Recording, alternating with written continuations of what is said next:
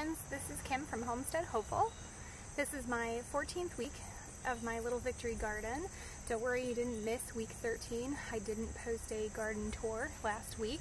I did put up a little video of my potato harvest, so if you haven't checked that out already, go take a look at that.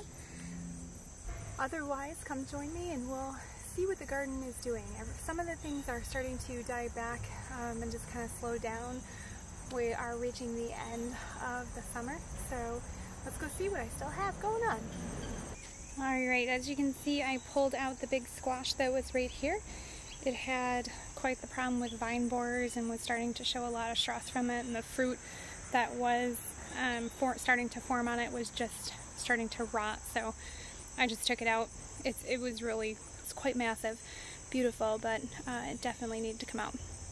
Uncle Willie's hasn't done a whole lot more. I got a bunch of beans, at least to have a proper amount of drying beans next year, so I will try that again. The runner beans, I'm really disappointed in those. I don't know what I've done wrong. I will try again next year. Like I said, that's the most I've gotten so far. I don't know what I'm doing wrong. I don't know if I'm just not giving the container the nutrients that it needs or what, but I've tried lots of different things. So I will read up on it during the winter and go from there. This little squash keeps putting out flowers, and there's the female right there. You can see that tiny little nub of fruit. Nothing has been pollinated on it so far. I don't know if it's because the flowers were kind of hidden, but it hasn't done much. I've left it though because it's not really overpowering or anything, so it's sharing the container with the red Malabar spinach. It is just really, really, really beautiful. It is definitely a very thick leafed spinach. It has a lot of the like slimy texture. Oh, look at this little guy. He's so cool. I saw him yesterday. He's a jumping spider, so I won't get too close. Peanuts are still going. They will keep growing until late fall, and then you harvest those once it starts getting cooler and they die back. Once I removed the squash from here, the little itty bitty cucamelons were a little bit more obvious, so they got a little bit more sun. I just kind of retrained them because they were wrapped around the squash vines. So I pulled the squash vines out and then rewrapped the little vines from the cucamelon around the trellis. The nights are getting a lot cooler, so we have a lot of dew on the ground first thing in the morning. So the biggest difference over here is I removed all of the poor sad cucumbers. There was quite a few of them that just looked very, very sad. They were starting to succumb to many different things. I had some rust going on, I think some mosaic virus. The cucumber beetles just kind of did them in, so I just pulled them out. I did have, I think 6 little cucumbers that I pulled, so I did get something from them. They were doing okay. It was kind of funny because I've seen so many different people that have had a wonderful crop of cucumbers that are around my area, and I just didn't.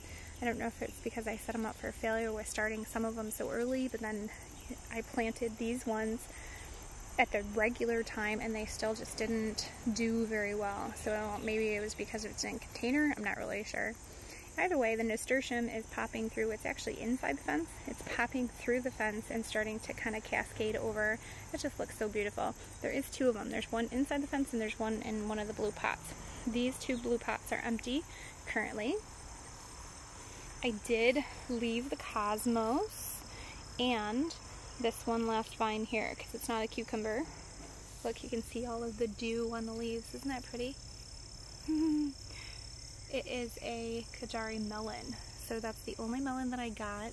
I actually did get a teeny tiny little one, but it was very deformed and then it started to rot, so I pulled that off. That one isn't ready yet. Still getting some super sweets. And then, look at that. It's gonna bloom. I've had a couple blooms. You can see there's 2 pods currently. I've already taken off one. There's another flower pod. Very pretty. The flowers are just absolutely beautiful. You can see the cucamelons from here too. Cucamelons are doing great. They are starting to die back in the bottoms, but I'm getting a lot of cucamelons. Alright, this guy is the honey nut, and it is doing quite well. I've got nice orange guy there, and you can tell that it is ready to be picked because the skin is really, really, really firm, really hard. I cannot put my fingernail in it, so it is definitely ready. Look at all the dew. That's just from the morning dew. Wow. So they're all starting to turn colors. They're kind of a nice size. So we'll see. Look at all the dew. It's definitely getting cooler around here. So inside the bed, the tomatoes are getting really, really wild and crazy. I topped a lot of them, and you can see that there's a few that I must have missed. They're probably suckers that I didn't even realize were growing, so I need to come through and chop those so that the rest of the tomatoes will come to ripen before the end of the season here. We are getting close. I still have some time, but I want to make sure that I can just have time for everything. We started school back, so my time in the garden is a little limited right now. The peppers, you can see that I'm starting to get some little itty bitty peppers back. The purple peppers, I picked 2 of them because they were starting to soften. They're very cute.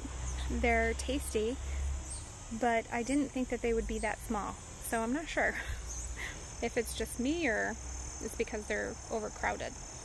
Ground cherry is still growing strong, and now that there's less in that area, it is just kind of taking over.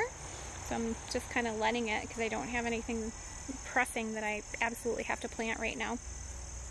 Some of the lettuces have made a comeback after the woodchuck devoured them.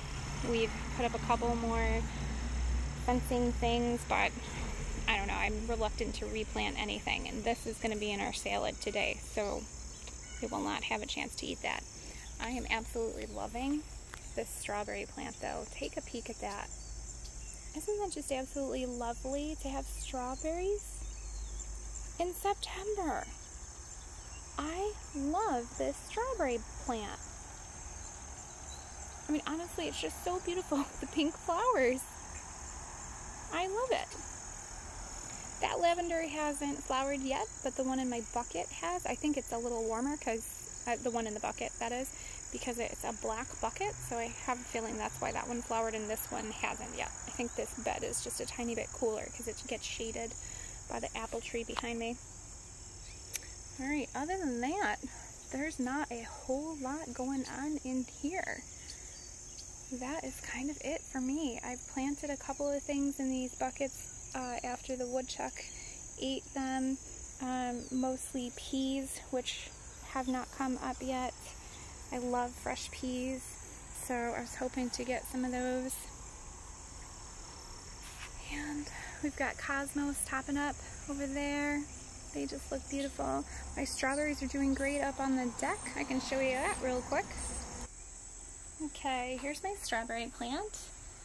I have 2 cups still at the bottom that are rooting runners. I have 2 more runners that are ready to try to root. I just haven't gotten to them yet. The main plants still look wonderful, so I'll still be able to keep those. And then once including these 2 cups, I will have 17 starts in all from the main plant, cloned from the main plant. So these will be the red strawberries that started in, I believe, May and came to ripening mostly in June.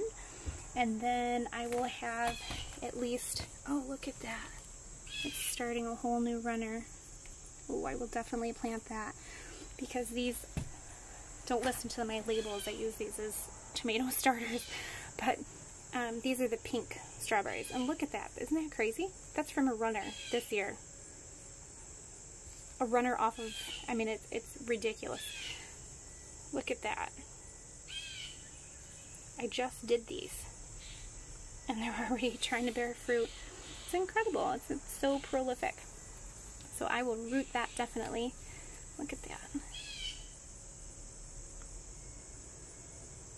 This is such a wonderful variety. These are pink flowered ones. I don't know the name of them. They are just absolutely beautiful. Really pretty, really tasty. And the woodchuck doesn't seem to like them. That's enough of a selling point already. So that's my strawberries. I'm very sad to say that the vine borers have overcome the volunteer squash plant, and it looks like it's definitely more of a pumpkin than anything else.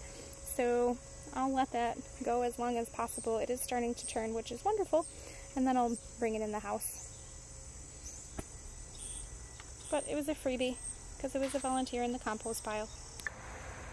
Bees are doing great. We're going to get into them this weekend. I'm fairly certain that we are going to get at least some honey out of it. I don't know how much. We will leave everything in the bottom 2 boxes for them just to overwinter in. The top box right there is the honey super, so we'll be taking that off and seeing what's in there. They have been plagued with yellow jackets. We have a nest nearby that we have tried multiple times to get rid of. They are resilient, and we're cautious as to what we use because they are so close by the bees. We don't want to, hurt the bees in any way. So I have an entrance reducer on the bottom. So this one is wide open. There's nothing in here. There's no bees in this one, but it is wide open to show you how big the entrance should be and see how tiny that one is.